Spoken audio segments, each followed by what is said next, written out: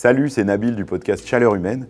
Est-ce qu'on peut rigoler avec le changement climatique? Ça fait longtemps que je me pose la question, mais je me suis dit qu'il valait mieux demander à quelqu'un de beaucoup plus rigolo que moi pour essayer d'y répondre. C'est pour ça que j'ai invité Guillaume Meurice pour venir dans le studio du Monde et pour qu'on en discute ensemble. C'est la première fois qu'on le fait en vidéo, alors n'hésitez pas à me dire ce que vous en pensez dans les commentaires ou par mail à l'adresse chaleurhumaine@lemonde.fr. Et puis vous pouvez toujours vous inscrire gratuitement à la newsletter Chaleur Humaine, c'est tous les mardis et le lien est dans la description. Bonne émission!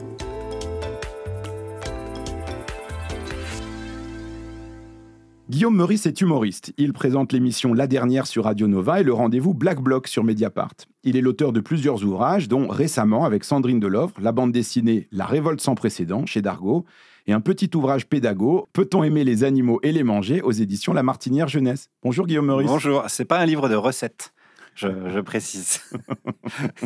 Pourtant, dans Chaleur Humaine, il y a souvent des recettes. Souvent, dans Chaleur Humaine, on reçoit plutôt des experts du climat, des gens qui sont très forts pour expliquer comment faire face au changement climatique. Vous êtes plutôt expert de l'humour et des blagues. Non, même pas. Vous êtes plutôt un expert de l'humour qui s'intéresse au climat et à l'environnement. Ça, oui. Est-ce que vous croyez que faire des blagues sur le changement climatique, ça sert à quelque chose? Est-ce que ça peut être efficace pour aider les gens à se bouger? Ça dépend le but recherché, en fait. Est-ce que ça peut être efficace Alors... C'est un vaste sujet, l'humour et le réchauffement climatique, et surtout, pourquoi les humoristes font des blagues sur tel ou tel sujet. Bon, je pense que chacun fait avec un peu ses obsessions. Donc, il y en a, c'est la vie de couple, il y en a, c'est les enfants parce qu'ils viennent d'avoir des gosses. Moi, je suis issu d'une famille d'écolos. Donc, écolo, dans les années 90, vraiment, c'était les deux seuls du village, c'était mes parents. J'étais dans un petit village de chasseurs, agriculteurs. Donc, autant dire que personne parlait écologie à l'époque. Donc, j'ai vu mes parents face à tout un tas de réflexions, tout un tas de procès en loufoquerie. Et j'ai vu mes parents répondre toujours de manière drôle. Donc, je pense que ça vient de là déjà. C'est une sorte de réflexe. Je me suis jamais trop posé la question de l'efficacité, à vrai dire. C'est-à-dire que c'est plutôt une sorte de réponse ou de résistance face à l'état du monde et à la manière dont les gens réagissent. Oui, parce qu'on nous dit souvent, nous les humoristes, oui, mais vous tapez sur, vous prenez pour cible un tel ou une telle. Moi, j'ai jamais considéré que l'humour, c'était une arme, mais en effet, je pense que c'est un bon moyen de défense. Ne serait-ce que pour essayer de mettre à distance les catastrophes qui nous arrivent en pleine gueule. Mais possiblement, bon là, il faudrait inviter un historien, mais possiblement, ça a toujours existé. Quand il y a eu des épidémies, j'en sais rien, de peste, il y avait sûrement des très bonnes blagues sur la peste. Enfin, c'est un réflexe aussi humain. Et j'ai l'impression que c'est un réflexe assez naturel face à ce qui nous arrive en pleine gueule, qu'on ne peut pas tellement embrasser, parce que c'est tellement vaste. Oui, mais il y a en un peu fait, de la fatalité là-dedans, on a l'impression. Moi, j'ai l'impression que finalement, il n'y en a pas tant que ça des humoristes qui font des blagues sur le climat. Si je repense à ce que disait une humoriste que vous connaissez, Swan Périsset, qui est à la fois sur des questions de climat et sur des questions de vie de couple, de féminisme. Elle dit, finalement, je trouve que c'est beaucoup plus facile de faire des blagues sur le féminisme, sur le corps, parce qu'en fait, ça nous touche de manière intime, alors que le climat, en fait, c'est plus difficile à saisir. Est-ce que vous avez un peu le même sentiment? Moi, je fais pas tellement de blagues sur le couple, alors j'en sais rien. Mais moi, je fais des blagues sur, pas tellement sur le climat, si on réfléchit bien, sur les gens qui ont créé cette situation. Et le système, la structure économique, spoiler, s'appelle le capitalisme, qui a créé cette situation. Et quelle est l'absurdité? D'où vient l'absurdité qui fait qu'on est l'espèce possiblement la plus brillante de la biosphère, la plus intelligente, ou en tout cas autoproclamée comme telle? Et comment on peut être à la fois cette espèce et à la fois l'espèce qui va accélérer sa propre finitude. Je me dis, tiens, c'est pour un humoriste, là, je me dis, il y a un terrain, c'est déjà absurde. Donc je me dis, il y a quand même un terrain qui est plus ou moins facile à arpenter pour faire des blagues là-dessus. Donc c'est plutôt comment les sociétés humaines s'organisent et comment on en est arrivé à cette situation.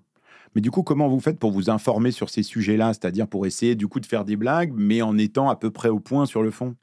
Alors, il y a plein de médias, surtout les médias indépendants. Le Monde, excellent journal. Bien sûr. Indépendant. Je mets des petits guillemets, il y a de la vidéo, j'ai le droit. Mais sinon, il y a des journaux. Il y a, je sais pas, Reporter, Vert, par exemple, le média qui est un média qui fait bien le taf. Et puis, il y a des associations, beaucoup, Greenpeace, qui sont des grandes associations.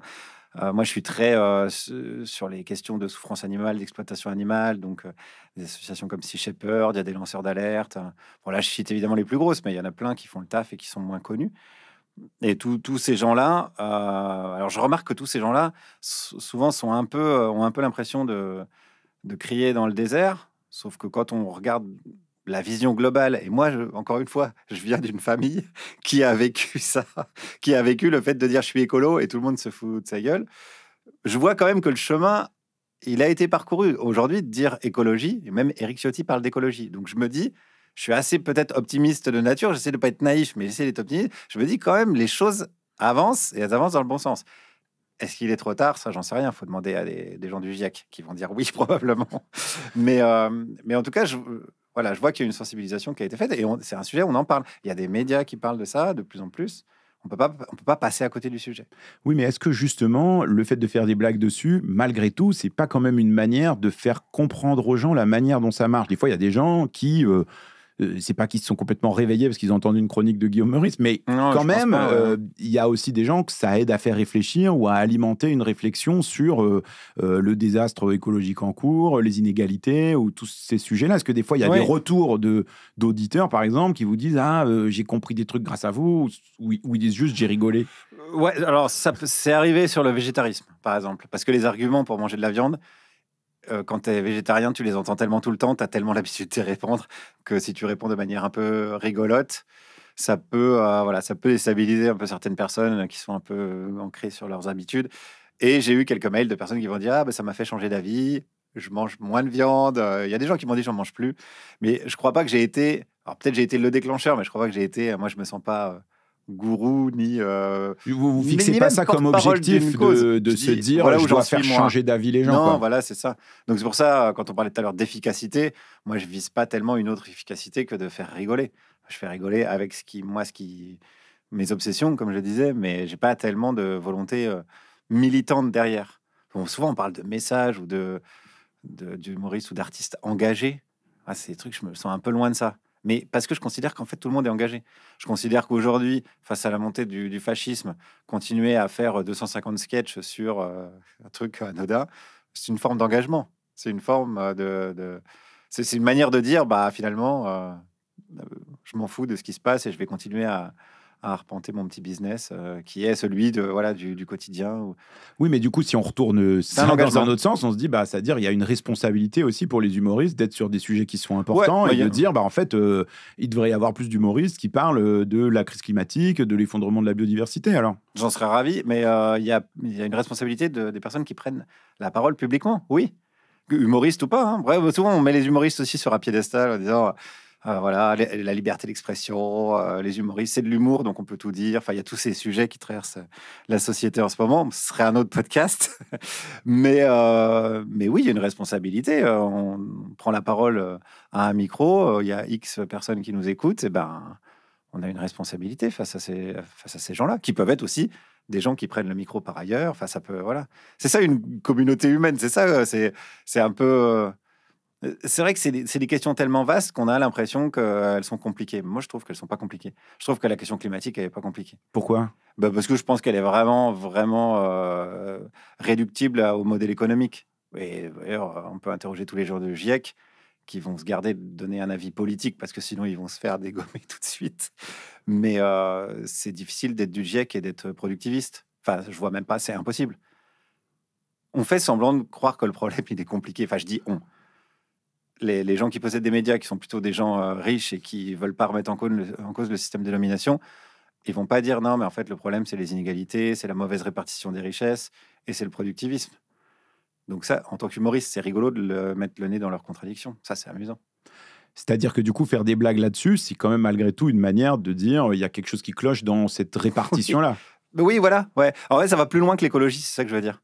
Ouais. Ça va plus loin que les petites fleurs et les petits oiseaux, que j'adore, par ailleurs. Mais c'est une structure économique, tout simplement. Ouais. Mais parce que vous en avez parlé un peu tout on à est l'heure, très mais sérieux est-ce que c'est aussi une manière de donner aux gens des billes face à une éco-anxiété qui monte, c'est-à-dire des gens qui se disent oh là là, dis donc ce qui arrive, on est sur un bateau qui coule, la crise climatique avance et on fait pas ce qu'il faut faire. Est-ce que faire des blagues là-dessus, même si c'est pas une question d'efficacité, est-ce que vous avez l'impression que des fois c'est utile à des gens pour, d'une certaine manière, vivre ce moment-là moins difficilement? Oui, déjà c'est utile à moi. C'est utile à moi d'en faire, c'est utile à moi d'en entendre. Donc j'imagine que c'est utile pour d'autres personnes. Mais c'est utile, l'humour c'est utile, ça déconstruit bien. C'est-à-dire que c'est assez efficace pour déconstruire un discours. Un discours qu'on croit solide et argumenté.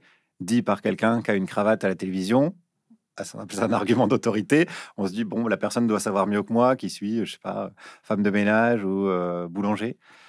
Quand tu as un humoriste qui arrive et qui démonte ce discours-là en 3 phrases, tout de suite, ça remet tout le monde d'équerre. Mais ça suffit pas. Ça suffit pas pour construire. C'est compliqué de construire avec de l'humour. Parce que l'humour, tu dois déjà avoir une espèce de base solide, un dénominateur commun. Pour faire une blague sur un sujet, il faut que les 2 personnes partent du même principe, quoi. Et si tu veux construire quelque chose, tu es déjà obligé d'expliquer. Tu dis, bah, la société que je voudrais, c'est ça. Et faire des blagues là-dessus. Donc, c'est trop long. Et surtout, c'est pas marrant. C'est-à-dire, est-ce qu'il n'y a pas le risque que... Ça peut, par exemple, on peut faire des blagues, il y a des bonnes blagues, je sais pas, sur les véganes ou j'en sais rien. C'est pas un souci. Mais déjà, il faut expliquer ce que c'est le véganisme avant, parce que bon, il y a de plus en plus de gens qui sont au courant, mais pas trop. Donc, voilà, c'est un peu plus long, quoi, je pense. Mais alors justement, j'aimerais bien qu'on vienne à cette question-là, parce qu'en fait, est-ce qu'il n'y a pas une difficulté qui est que quand on fait des blagues sur ces sujets-là, de s'adresser en priorité à des gens qui sont déjà convaincus? Ouais, on en revient toujours au même truc. Qui ont cette base commune, qui connaissent déjà un peu ces enjeux-là, et donc ça peut les faire rire, mais du coup que ça apparaisse fermé à d'autres. Moi, je m'en fous. Moi, perso, je m'en fous. Je suis pas représentant de commerce, donc je me dis pas, voyons à quel créneau, voyons à quel secteur je vais m'adresser. Moi, je fais des blagues. En fait, c'est quoi une pratique artistique? C'est de dire, voilà, mon avis sur le monde, c'est ça. Et puis après, les gens, ils partagent, ils trouvent ça drôle, pas drôle, ou je sais pas, si c'est un peintre, ils trouvent ça nul, génial, pas intéressant, intéressant. Il y a des débats, il y a des gens qui font, ah non, ça, il aurait pas dû dire ça. Et des fois, il y a des polémiques. Parfois. Ça arrive parfois. Ça arrive. Des fois, les gens s'en foutent. Enfin, voilà. Mais moi, ma responsabilité, puisqu'on parlait de responsabilité tout à l'heure, la responsabilité que j'ai auprès des gens qui m'écoutent, c'est de dire, je suis sincère avec ce que je vous dis. Je vais pas vous dire un truc démagogique, je vais pas vous dire un truc pour vous draguer, pour que vous veniez voir mon spectacle. Moi, je vous dis, voilà, ma vision du monde, c'est ça. Je dis même pas qu'elle peut pas changer. Et je dis même pas que j'ai raison. Je sais pas, tu vois, je suis expert en rien, même pas en humour. Je dis juste, je partage juste ce qui me fait marrer et ce qui m'inquiète. Et je transforme ce qui m'inquiète j'essaie de transformer ce qui m'inquiète en blague. Oui, mais parce que je me souviens de chroniques, par exemple, où vous allez voir des actionnaires de Total devant l'Assemblée générale de l'entreprise, où vous donnez la parole à des gens qui sont clairement, des fois, climato-sceptiques, enfin, dans les micro-trottoirs que vous faisiez pour France Inter. Et c'est très marrant, mais est-ce que c'est pas aussi super polarisant, c'est-à-dire de choisir un peu des ennemis et de se moquer d'eux? Est-ce que, pour le coup, en termes de responsabilité, il n'y a pas un truc de dire, bah ouais, mais en fait, ça crée de la division, alors que c'est justement des sujets sur lesquels il faudrait que tout le monde trouve un terrain d'entente? Mais alors, il y a beaucoup de questions dans cette question. Allons-y, on a le temps. Premièrement, c'est pas des ennemis pour moi. Pourquoi ce serait des ennemis? C'est juste des gens qui pensent pas comme moi. Et ça se trouve, ils ont raison, la Terre, elle est... Bon. Alors, je dis, voyons la réalité. Est-ce que la réalité vous intéresse? Bon, il y a un truc qui s'appelle le GIEC. C'est X centaines d'experts qui se réunissent, qui sont tous spécialistes, qui ont juste consacré leur vie à ça et qui n'ont aucun intérêt à dire ce qu'ils disent, qui disent pourtant, bon, il y a un réchauffement climatique d'origine humaine. Donc, est-ce que ceux-là, on les met à la poubelle? Ils sont manipulés, ils essayent de nous vendre des trucs. Enfin, j'essaie d'aller dans la logique des gens que j'interrogeais à l'époque, en tout cas les climato-sceptiques, j'essayais d'aller dans cette logique-là. Donc, ils sont obligés, pour se défendre, d'être imaginatifs, d'avoir des trésors d'argumentation absolument incroyables. C'est ça qui créait souvent les répliques les plus marrantes, parce qu'ils sont obligés d'aller chercher des arguments complètement improbables. Donc, moi, j'ai pas d'ennemis. Je me dis pas, ces gens-là sont mes ennemis. Je me dis, tiens, ils pensent pas ça. Tiens, c'est intéressant, il y a un consensus scientifique méga solide. Et eux, ils vont contre ça. Ça m'intéresse. Bon, oui, mais c'est quand même une manière de les mettre en scène un peu comme des idiots, c'est-à-dire comme des gens qui n'ont rien compris à la vie. Et du coup, évidemment, l'effet comique, il est lié au fait que on trouve que ce qu'il dit est idiot. Ouais, les discours sont idiots. Comme moi, je peux avoir des discours idiots quand je réfléchis pas, quand je répète un truc que j'ai entendu parce que ça m'allait pas mal. Donc voilà, après j'en fais pas des colloques. C'est vrai que les climato-sceptiques, j'allais à leurs colloques. C'était vraiment que des gens qui étaient passionnés par la question. Parce que je faisais des micro-trottoirs, bon, des fois c'est les gens de la rue, ils viennent de regarder CNews ou d'écouter Berkoff sur Sud Radio. Donc ils pensent que la Terre est plate et qu'il n'y a pas de... Non, j'exagère, mais voilà, que le problème c'est l'islam et pas le réchauffement climatique en gros. Donc là, c'est encore différent parce que c'est des gens que je chopais dans la rue. Mais quand c'est des congrès de climato-sceptiques, j'imagine c'est des gens qui ont réfléchi à la question. Donc, ça m'intéresse de connaître leur discours. Et donc, là où je dis que ce pas des ennemis, c'est que c'est des gens qui ont un autre discours. Alors, je tournais en ridicule souvent leur discours, mais souvent leurs contradictions. Même pas tant leur discours. J'ai un petit exemple, je fais un petit pas de côté. Sur le racisme, par exemple, j'ai interrogé, je m'en souviens même encore, une personne vraiment raciste. Mais raciste, qui avait vécu en Afrique du Sud, qui était blanc, hein, évidemment, et qui me disait, non, il y a une inégalité des races. Et je disais, mais vous êtes raciste? Il disait, oui, oui. Mais il était même pas méchant, tu vois, il était même pas haineux. Et je crois que je l'ai même pas diffusé parce que c'était pas drôle. Le gars, il avait une cohérence. Il était juste méga raciste et très flippant, hein, ça c'est bien sûr. Mais il n'avait pas l'incohérence que je cherchais dans les discours qu'on a un peu nous tous. On s'arrange un peu avec la réalité, avec, je parlais de mon éducation, voilà, qui a des biais aussi, et puis avec ce qu'on entend, le discours ambiant, l'opinion publique, etc., etc. C'est plus ça qui m'intéresse que de dire tu penses pas comme moi, donc tu es forcément un ennemi. Oui, parce il y avait d'autres questions dans ta question que j'ai oubliées. Dans votre question, pardon. On a dit qu'on se voyait. Absolument. Oui, tout à fait, monsieur. Parce que, en fait, au fond, pourquoi je pose cette question, c'est parce que c'est un truc dont on Pourquoi parle posez-vous souvent dans ce cette question podcast. Ah oui, j'avais une autre. C'était pourquoi faut pas être clivant, tout ça. Ouais, c'est ça. Parce je qu'en m'en fait, fous. oui, J'ai jamais fait de l'humour pour rassembler. Mais je suis pas. Encore une fois, je suis pas prêtre. Je dis pas venez à moi. J'allais dire petits enfants. Non, enfin voilà, venez à moi, je vais vous prêcher la bonne parole. Je dis juste, mon avis sur ça, c'est ça, et c'est tout. Et j'essaie de le dire de manière rigolote parce que c'est plutôt ma nature, et c'est toujours le truc le plus évident pour moi. Mais est-ce que ça marche aussi sur les écolos eux-mêmes? C'est-à-dire, est-ce que c'est une bonne idée de se moquer des écolos, de leurs pratiques? C'est une question qui m'a été souvent posée, d'ailleurs, par des gens qui écoutent Chaleur Humaine, qui disent « Ah, moi, j'en ai marre des blagues sur les écolos, sur les bobos, les véganes, sur ce genre de trucs. » Ils ont qu'à pas écouter. Enfin, c'est pas... Ouais. Est-ce que c'est un ressort qui est marrant? Est-ce que c'est, pour le coup, est-ce que c'est pas contre-productif? Je peux pas dire c'est marrant ou c'est pas marrant. Chacun, c'est méga subjectif, l'humour. Il y a des gens qui me trouvent pas. Je pense qu'il y a des gens qui sont d'accord avec moi et qui me trouvent pas drôle. Et c'est pas grave. Je vais pas essayer de les convaincre que je suis drôle. Ils ont peut-être des bonnes raisons. Je sais pas, c'est une question de sensibilité. Et bon, évidemment, il y a des gens qui sont pas d'accord avec moi, qui me trouvent pas drôle. Enfin, et j'ai même des super anecdotes avec des gens. Ça m'est arrivé encore une fois il y a un mois à Marseille, dans la rue. Et une nana qui me dit j'écoute toutes tes chroniques, je suis à l'opposé politiquement de toi. Je dis, genre, t'es à droite? Elle me dit, plus que ça. Je dis, mais tu es une énorme facho? Elle me dit, oui, oui. Je dis, mais pourquoi tu m'écoutes? Elle me dit, mais tu m'énerves, mais ça me fait rigoler. Alors, ça m'énerve que ça me fasse rigoler, mais en même temps, je suis pas d'accord avec toi. Alors ça, c'est dingue. Moi, j'aurais pensé que les gens qui écoutaient Guillaume Meurice, ce soient plutôt des gens assez homogènes politiquement qui pensent un peu les mêmes trucs, quoi. Sans doute une exception. Enfin, voilà, j'ai pas fait d'études sociologiques, mais ça arrive, ouais. Donc, moi, je peux pas dire ça c'est drôle, ça c'est pas drôle. La question de l'efficacité, je me la pose pas, moi. Mais est-ce qu'à l'inverse, parfois, il n'y a pas une critique qui est faite aux gens qui défendent l'écologie, d'être trop moralisateur? C'est-à-dire de dire, il y a une vision qu'ont certaines personnes, de dire, ah, mais en fait, vous voulez nous faire plein de concessions sur notre manière de vivre, de manger, de nous déplacer, etc. Et donc, ça, est-ce que... Pareil, est-ce que ça vous fait marrer de faire des blagues là-dessus, c'est-à-dire sur ce côté-là un peu moral qui peut arriver, ou sur cette vision qu'ont certains de cette écologie morale? L'humour, ça permet ça, ouais, ça permet d'éviter, encore que. Mais bon, moi, en tout cas, j'essaye, dans ma pratique, j'essaye de pas être moralisateur ni donneur de leçons. Parce qu'encore une fois, je suis pas sûr d'avoir raison et je suis expert en pas grand-chose. Donc, je vais pas commencer à dire aux gens, vous devriez faire ci ou ça. Je dis juste, par exemple, sur le végétarisme, j'essaie de prendre des exemples concrets. Sur le végétarisme, j'explique pourquoi moi je suis devenu végétarien et pourquoi ça me paraît être une contradiction énorme aujourd'hui de dire je suis écolo, mais je mange de la viande. Voilà. Donc après, on a des contradictions, on vit avec des contradictions. Mais les personnes qui me disent non, il n'y a pas de contradiction, là, ça va commencer à être rigolo, je pense. Je peux en faire un podcast où je peux les interroger et je pense qu'on va s'amuser. Donc oui, moi je suis pas, voilà, encore une fois, je suis pas là pour donner la bonne parole ou faire des leçons aux gens.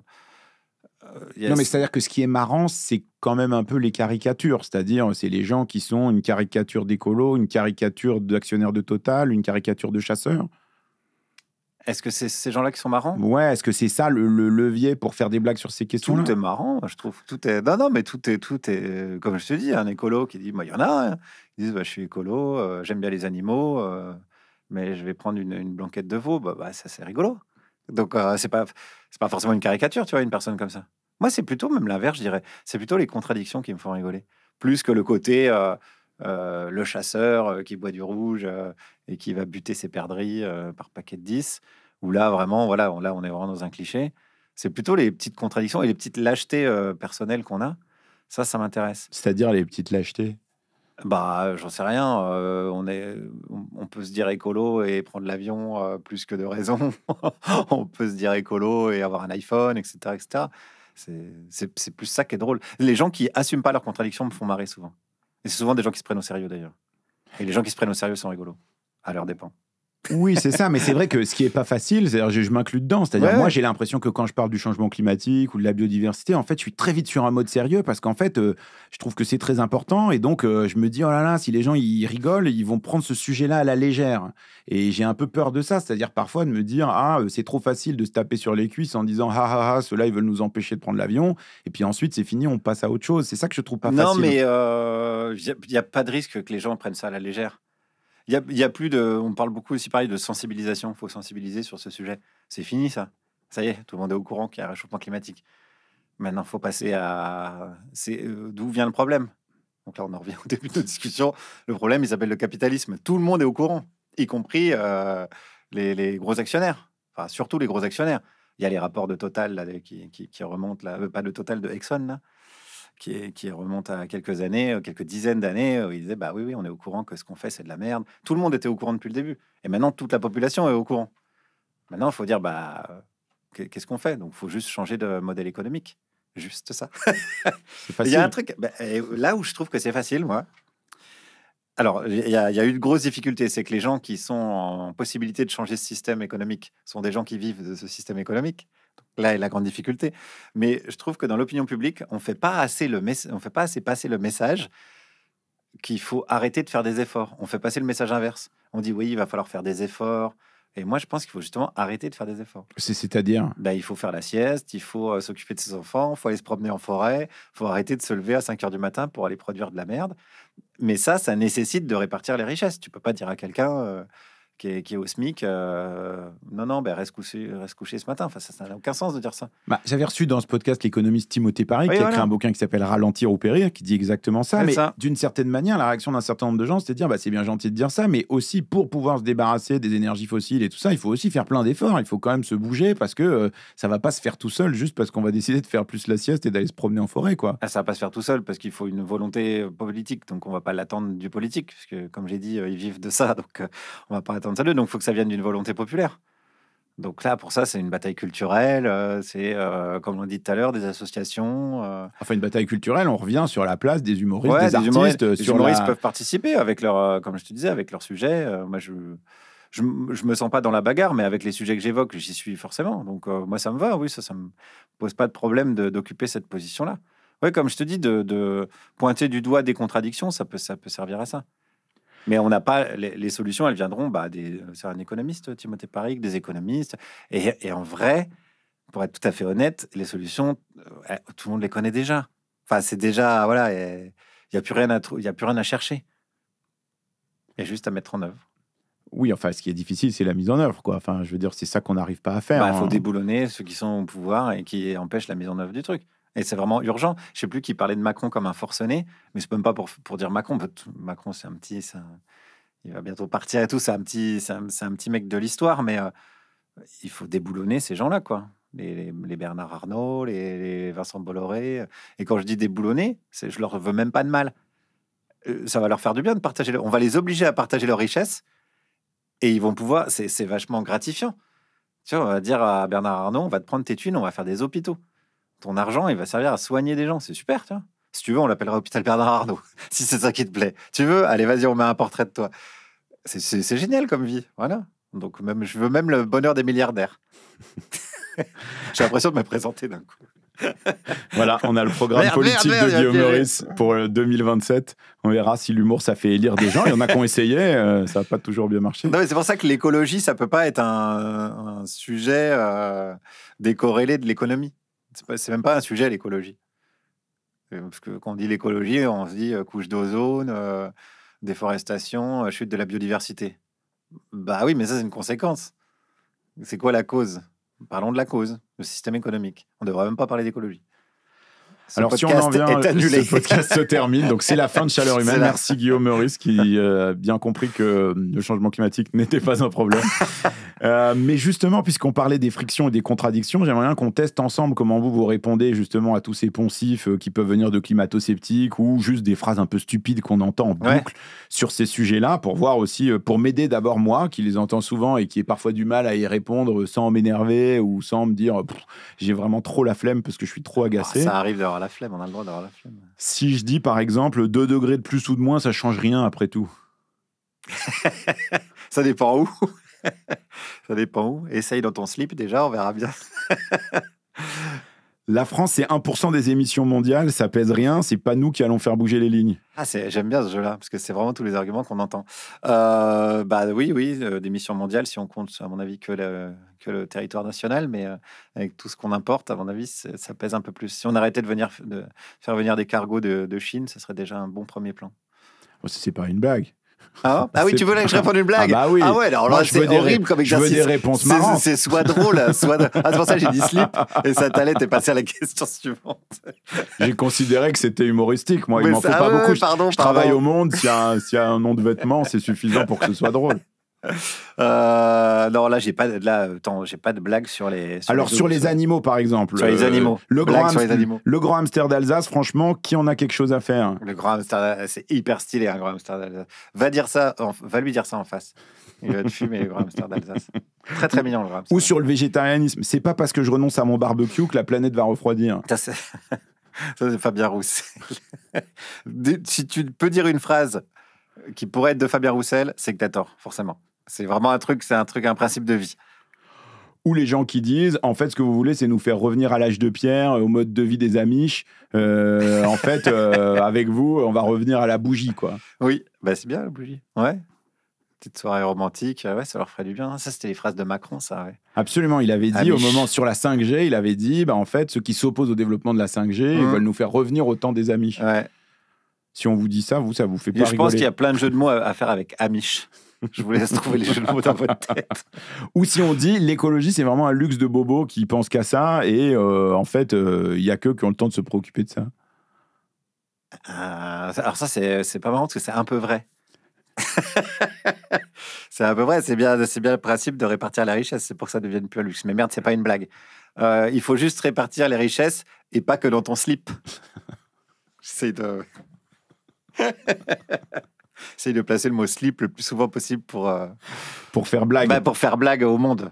Non, mais je vois bien que c'est difficile de faire des blagues sur ces questions-là, mais c'est là qu'on voit que c'est pas facile. C'est-à-dire, je pense que ce que plein de gens aimeraient bien avoir, c'est en fait des bonnes répliques pour le moment où ils se retrouvent dans un déjeuner de famille horrible où quelqu'un leur dit pour la 1000e fois, mais en fait, tu veux m'interdire de conduire parce que j'ai un gros SUV et toi, t'es un sale écolo qui m'empêche de vivre ma vie, tu veux entraver ma liberté, quoi. C'est-à-dire que... je vois le problème. Ce que je trouve pas facile, c'est comment répondre à des gens qui tiennent ce genre de propos qui sont souvent à l'emporte-pièce, qui sont des gens que parfois on pouvait entendre dans des micro-trottoirs que vous faisiez ou ce que vous faites en écoutant les radios ou les télés d'extrême droite.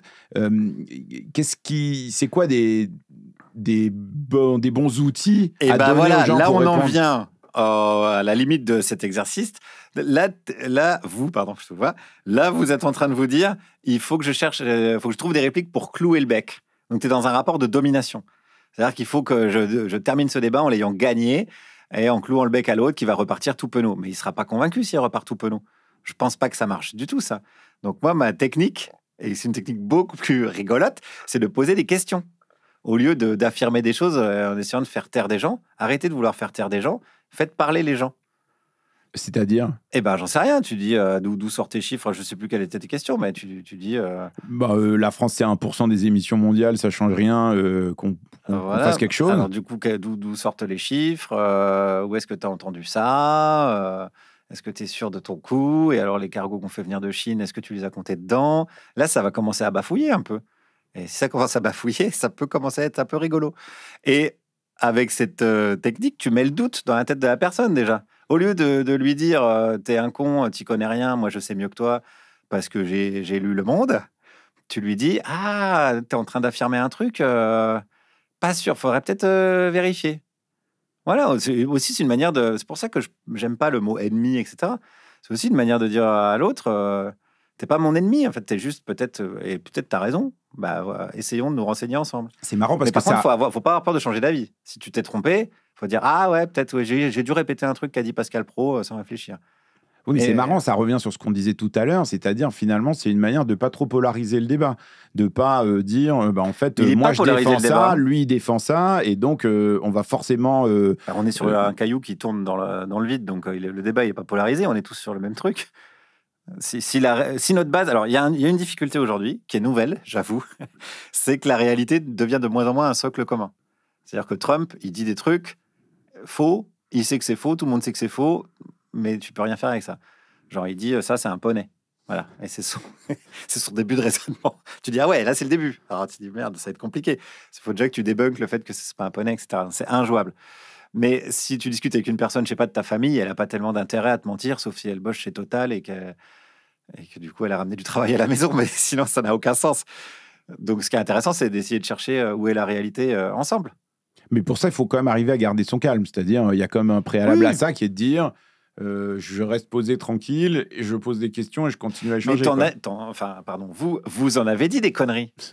On en a dit des conneries. On a tous dit des conneries. Il y a des gens qui nous ont déjà fait remarquer qu'on disait des conneries. Et on s'est déjà dit ah ouais, merde, ouais, j'ai dit une connerie. Donc on a déjà été dans la situation de la personne qui dit une connerie. Donc la personne qui dit une connerie, c'est nous. Donc c'est pas du tout clivant de dire bah là, peut-être, t'as dit une connerie. Bah, je sais pas, si tu es journaliste spécialisé de ces questions-là, tu dis, bon, moi, je bosse là-dessus. Si je te trouve des articles, etc., etc. Si je te trouve des scientifiques qui démontrent l'inverse, et les gens qui ont passé, comme on disait tout à l'heure, 20 ans de leur vie à faire ça, est-ce que tu les écoutes plus que si c'est moi au réveillon, tu vois? Mais oui, ça nécessite de garder son calme. Mais tu t'énerves parce que tu cherches à dominer l'autre, parce que tu cherches à lui imposer ton truc. Pourquoi tu cherches à lui imposer ton truc? Prends le risque d'avoir tort. Ça se trouve, il a raison avec ces trucs de. Nous, on sait que non, mais tu vois, il va te dire un truc et peut-être la personne, elle a raison. Il dit, bon, bah, voyons voir. Moi, je doute. Essayons de chercher la réalité. La réalité, c'est souvent la science. Quand même, c'est une bonne manière d'appréhender le réel, je trouve, la science. Et puis avançons ensemble. Donc, ouais, c'est pas clivant. Hein. Et tu peux même le faire en te marrant, ça. Oui, Moi, oui. j'ai vu ça, tu sais quoi, c'est un truc d'éducation aussi. J'ai vu mes parents faire ça. Ils avaient une maison de la presse. J'ai vu mes parents faire ça vraiment à longueur de journée. C'est-à-dire être T'avais interpellé. des chasseurs, c'était le FN à l'époque, donc c'était un petit bled, donc tu avais tout. Gens de droite, les notables du village, le balayeur, enfin tout le monde se réunissait dans le magasin, parce que mes parents, ils aimaient bien tchatcher. Donc j'ai vu ça toute mon enfance. Des gens qui disaient des conneries, mon père qui réagissait en se marrant en disant mais qu'est-ce que tu racontes, on va regarder dans le journal, tout ça. Ça se passait dans la bonne humeur. Alors ça n'a pas changé le monde, je dis pas que c'est la solution. Mais en tout cas, je l'ai vu en acte, ce genre de choses. De pas essayer. J'ai jamais vu mes parents essayer de. Alors, c'est peut-être un aspect commerçant. Non, c'était le seul marchand de journaux du village, donc c'était même pas ça. Mais j'ai jamais vu mes parents humilier des gens parce qu'ils disaient une connerie. J'ai jamais vu mes parents essayer de clouer le bec à des gens. Ils disaient, mais non, mais qu'est-ce que tu racontes? Attends, on va vérifier ça. Et puis même le curé du village, je me suis à des discussions avec le curé du village. Et c'était toujours drôle. Donc, il y a moyen de. Je pense qu'il y a un chemin. Non, mais c'est-à-dire que c'est une sorte de garder une forme d'ouverture d'esprit en se disant, en fait, si je reste dans la nuance et que je pose des questions à l'autre, en fait, c'est possible que on trouve un terrain de compréhension commune. Oui, tu veux une anecdote qui a vraiment rien à voir, mais je vais te la faire courte. J'étais à Sète, une fois, la ville de Sète, dans le sud, dans un bar assez tard. Il y a un mec qui arrive, un peu le même profil que ce que je viens de te dire avant. Il dit, je suis à l'opposé de toi, politiquement, mais j'écoute tes chroniques, tout ça me fait marrer. Et je dis, ah d'accord, donc Zemmour, machin. Il me dit, non, mais je suis plus à droite que Zemmour. Je dis, ça commence à devenir intéressant, assieds-toi. Et c'était un royaliste. Et donc, bon, voilà, il a un peu fait la provoque et tout. Mais donc, il avait des arguments, le retour du roi, patati patata. Donc, j'essayais d'avoir les miens, on a discuté. Et à la fin, chacun a fait un pas vers l'autre. J'ai dit, on fait un pas, chacun vers l'autre. Je suis OK pour le roi, mais le roi, c'est Philippe Poutou. Bon, je pense que ça n'a convaincu personne et que ça n'a pas eu d'effet sur le réel.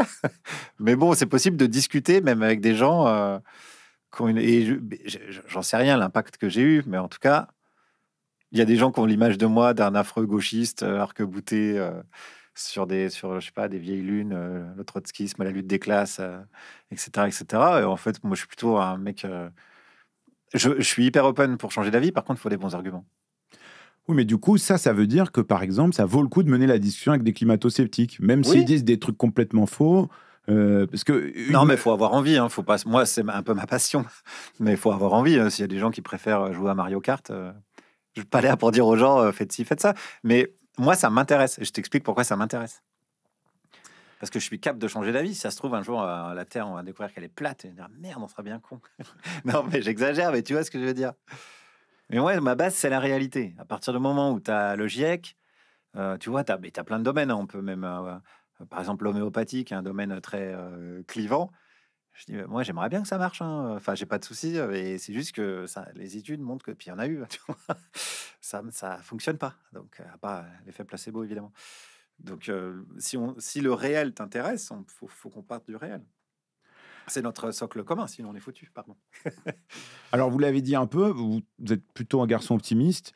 Dans cette période où quand même beaucoup de choses vont pas très bien et où on a des raisons d'être déprimé, est-ce qu'il y a des choses qui vous donnent de l'espoir? J'aime pas l'espoir. Parce que, ça va un peu une petite guerre sémantique, là, je fais un peu le malin, mais je préfère un truc qui est plus mobilisateur, quoi. L'espoir, je trouve c'est un peu lénifiant. C'est comme le bonheur, c'est un peu un truc... oui, on a l'espoir que les choses changent. Je suis plutôt un truc... je préfère le désir, quoi. Un truc un peu plus ardent, un peu plus qui appelle à l'action.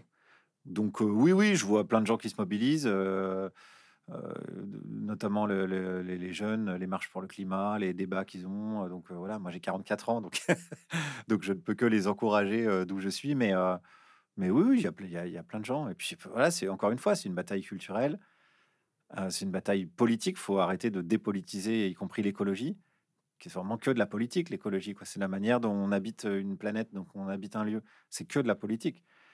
Donc, c'est pas du tout les petits gestes, pisser sous la douche ou ce genre de conneries. C'est vraiment une organisation sociale et économique. Et encore une fois, là, je dis des grands mots qui peuvent être un peu effrayants, mais c'est vraiment très facile. Est-ce qu'on a, par exemple, envie de continuer à bouffer de la merde On fait des référendums. Est-ce que vous avez envie de continuer à bouffer de la merde et à faire bouffer de la merde à vos enfants? Non. Bon, bah alors il va falloir trouver un autre modèle économique. Les agriculteurs, c'est pareil. Moi, j'ai fait beaucoup de manifs d'agriculteurs avec mon micro et sur l'économie. Donc, la FNSEA, par exemple, c'est un syndicat qui est libéral. Donc, ils sont pour le prix de marché, etc. etc. Bah, sauf que là, le prix de marché, il les fait crever. C'est une contradiction. Comment tu peux être pour les prix de marché et en même temps, si c'est un prix de marché, bah voilà, la tonne de soja ou la tonne de blé, elle a tel prix. Et c'est le marché. Qu'est-ce que tu veux faire, ma pauvre dame? Donc non, on est pour s'organiser collectivement pour que chacun puisse vivre de son boulot. Bah, pour ça, c'est de la politique. Alors justement, je parle beaucoup. en parlant de politique, est-ce que il y a des choses que vous avez changées ces dernières années dans vos pratiques par rapport à ces questions-là? On a parlé un peu de l'alimentation, par exemple. Ouais, moi perso, j'ai pris, j'ai pris la décision de devenir végétarien il y a une dizaine d'années, mais c'est pas tant pour l'aspect petit geste ou quoi, c'est pour la souffrance animale, une sorte de quête de cohérence interne qu'on a un peu tous aussi, à se dire bah merde, le bout de jambon, oui, bah il est directement corrélé au cochon que j'ai entendu crier dans le camion quand j'ai doublé sur l'autoroute. Donc oui, en plus c'est vraiment très facile d'arrêter de manger de la viande. Il suffit juste de dire je vais prendre des frites. Bon, pas en Belgique parce qu'ils font cuire dans la graisse de bœuf. Et est-ce qu'il y a d'autres domaines dans lesquels il y a des choses que vous avez changées, par exemple sur le fait de prendre l'avion? Bah, j'essaie de prendre. Moi, je suis pas mal en vadrouille parce que j'ai un spectacle qui tourne, donc j'essaie de prendre. Je prends beaucoup le train. Quand c'est pas possible, je prends l'avion. Bah là, je vais jouer à la Réunion, par exemple, donc je prends l'avion. Sur les déplacements, bah non, là, je peux pas tellement faire autrement. Et est-ce qu'il y a d'autres choses que vous avez changées dans votre vie où vous vous êtes dit, tiens, ça c'est un truc que je faisais pas avant, puis maintenant je me mets à le faire pour des raisons Pour des raisons écologiques écolo. ou environnementales? Ou finalement pas tant que ça? Oui, mais c'est des trucs, tu vois, on va revenir sur les petits gestes. Il y a un compost chez moi, donc je composte les trucs, mais on s'en fout, en vrai, ça c'est de l'esthétique, quoi. Ça n'a aucun impact sur le réel. Enfin, vraiment, faut arrêter de penser que le changement, il peut venir de l'assemblage de tous les comportements des individus. Ça n'existe pas. Le colibri, tout ça. Le colibri, il meurt dans l'histoire. C'est le colibri, bon, tu connais, mais il va chercher l'eau pour éteindre l'incendie. Bah, il meurt d'épuisement, le colibri, vraiment au bout d'un aller-retour. Donc, la fable est mignonne, mais ça fonctionne pas comme ça. Il faut un canadair à un moment donné, et c'est beaucoup plus efficace. Et le canadair s'appelle la révolution. Est-ce que sur ces sujets-là, il y a quelque chose qui vous énerve particulièrement, qui vous fait dresser les cheveux sur la tête, une réflexion, un comportement, un truc où vous vous dites, mais ça me rend fou, quoi? Oh non, bah, c'est difficile de me rendre fou. Moi, je suis plutôt d'un naturel assez calme, donc non, ça fait longtemps que je me suis pas énervé. Non, à chaque fois qu'il y a un truc qui, comme je disais à l'instant, à chaque fois qu'il y a un truc qui potentiellement, me peut m'interpeller comme ça, je vais le questionner plutôt que de m'énerver. Je suis jamais dans un truc de domination ou de colère ou c'est une nature, hein, c'est vraiment ma nature, j'ai pas de mérite à ça, mais Est-ce qu'il y a un livre, une bande dessinée, un film, une œuvre de fiction qui vous plaît, que vous aimeriez partager sur ces questions-là ou qui vous a inspiré, vous, pour réfléchir là-dessus? bah, alors, tout ce qui m'a inspiré, c'est tous les livres d'Albert Jacquard. Je le conseille, Albert Jacquard, un généticien qui est décédé il y a quelques années. Et un peu dans le même, enfin, il y a une filiation, le livre de Pablo Servigne, il a un co-auteur, mais j'ai oublié son nom, j'espère qu'il me pardonnera, qui s'appelle «L'entraide, l'autre loi de la jungle». Et c'est un livre qui montre qu'on doit beaucoup plus à la coopération, que la survie de notre espèce doit beaucoup plus à la coopération qu'à la compétition. Et c'est pour ça que ça fait 1 heure que je parle de modèle économique et de modèle social. On a un modèle social qui est basé sur la compétition. Et on cherche à dominer les autres et à être le meilleur. Et Albert Jacquard, il disait une phrase que j'aime beaucoup qui dit: un gagnant, c'est un fabricant de perdants. Et c'est triste de fabriquer des perdants. Et quand tu regardes notre modèle social, c'est sûr qu'il tient plus sur la coopération que sur la compétition. Et c'est notre système d'entraide qui fait qu'on est une société où on peut encore vivre sans se marcher les uns sur les autres. Je ne sais pas pour combien de temps encore. Mais en tout cas, le système dominant, la mythologie qui a gagné, c'est la compétition. J'ai une autre anecdote. Un jour, j'ai fait une promo pour un bouquin sur C'est à vous, sur France 5. Et mon livre s'appelait Petit éloge de la médiocrité. Et je donnais l'exemple des sportifs de haut niveau. Et je disais, mais quelle tristesse. Bon, du coup, je vais relancer la polémique, tant pis. Je disais, mais quelle tristesse. Par exemple, un nageur, il sacrifie sa jeunesse à nager dans du chlore, je ne sais pas combien d'heures par jour, pour nager 1/100, 1/1000 plus vite qu'un autre jeune à l'autre bout du monde qui sacrifie sa jeunesse. Enfin, est-ce qu'on peut arrêter, s'il vous plaît, ça? Et donc, j'ai reçu des messages de Florent Manodou qui dit: «Ouais, c'est de la merde, machin». Mais bon, je le pense vraiment. Mais pour aller un peu plus loin, j'avais pas eu le temps de le faire à l'époque à la télé. C'est que je m'en fous, en fait, qu'ils sacrifient leur jeunesse. Eux, je m'en fous que Florent Manodou, il fasse ça. Il fait bien ce qu'il veut, Florent Manodou. Ce qui m'emmerde, c'est que ce système-là, il a gagné. Et que dans le monde entier, c'est que de la compétition partout. À l'école, évidemment, dans les boîtes, dans les médias, hein, les audiences, les machins. Tout ce système a gagné. Il y a des classements. Donc, il y a des perdants, il y a des machins gagnent une place, machin gagne deux, on perd deux. Est-ce qu'on peut arrêter ça, quoi? On fait tous des trucs différents. Moi, moi, j'ai fait des concours d'humour, quoi. Ça veut dire quoi? Un humoriste est plus drôle qu'un autre. C'est quoi? On compte le nombre de rires.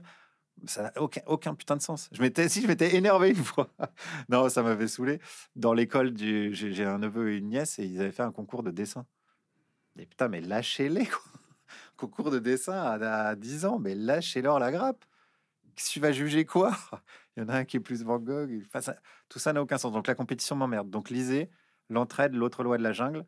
C'est une bonne synthèse. C'est pas un scientifique à proprement parler, Pablo Servigne, mais il y a une synthèse et c'est très sourcé. Il y a il y a une belle bibliographie. Donc voilà, c'est mon conseil. C'est la réponse est beaucoup trop longue, pardon. Merci Guillaume Meurice. Merci à vous, monsieur.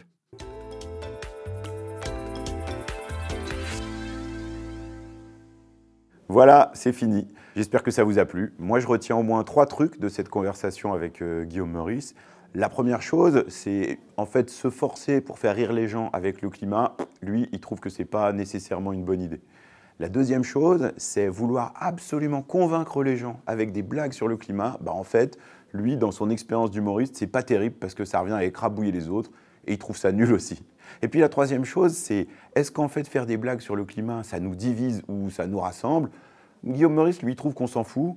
Moi, je me dis que quand même, dans la période actuelle où on est si divisé, si polarisé, on devrait peut-être faire un peu plus gaffe à la manière dont on utilise l'humour. Voilà, mais je suis surtout curieux d'avoir vos retours et vos avis à vous. Vous pouvez m'écrire comme toujours, chaleurhumaine@lemonde.fr. À bientôt. Merci à l'infini d'avoir écouté cet épisode un peu spécial de Chaleur Humaine. Il a été produit par Cécile Cazenave, réalisé par Josépha Lopez, Amandine Robillard et Brie Beckers. Merci à elles et à eux de leur aide. Merci à vous de nous avoir écoutés ou regardés. Je suis curieux d'avoir votre avis sur ce que vous pensez de Chaleur Humaine en vidéo. Vous pouvez toujours nous écrire chaleurhumaine@lemonde.fr. Bravo d'être resté jusque-là.